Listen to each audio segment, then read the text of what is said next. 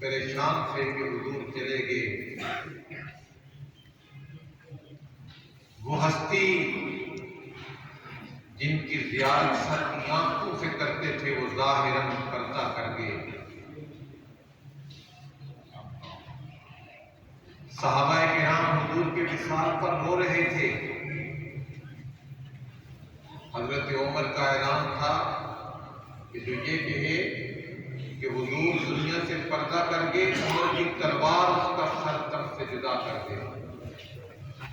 جذبات میں ایک تناقض تھا، جذبات میں ایک امتیاز تھا، صحابہ کرام کے جذبات میں ایک اضطراب تھا، ایک دکھ تھا، ایک غم تھا کہ ان کی ساری کائنات ظاہری طور پر پردہ کر گئی۔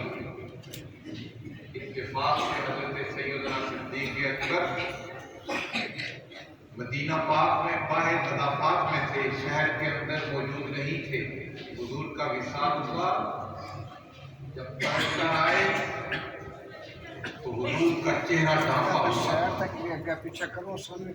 حضور کے چہرے سے پردہ ہٹایا اور حضور کے چہرہ پاک کا بوسہ دے کر کہنے لگے طبت حیم و طبت میتا، آپ شان سے دنیا میں رہے اور شان سے دنیا سے جا رہے۔ مسجد نبوی میں پہنچے کیونکہ حجرائے سرکار مسجد کے ساتھ تھا۔ مسجد کے اندر پہنچے تو کوئی صحابہ ایک طرف کولیاں بنا، کچھ صحابہ دوسری طرف کولیاں بنا، زاروں قطار ہو رہے ہیں حضور کی جدائی میں، صحابہ آنسو بہا رہے ہیں۔ حضرت صدیق اکبر منبر پر بیٹھے، بیٹھنے کی دیر تھی کہ صحابہ صدیق اکبر کے قریب آ گئے تو صدیق اکبر نے خطاب شروع کیا۔ میں ان کی شان بتا رہا ہوں، پھر ان کا جو آخرت کی فکر ہے وہ کتنی ہے۔ صحابہ کرام جب جمع ہو گئے تو خطاب کیا ایھا الناس، اے لوگوں، من یعبد محمدا فإن محمدا قد مات، جو تو محمد صلی اللہ علیہ وسلم کی عبادت کرتے تھے تو وہ دنیا سے پردہ کر گئے۔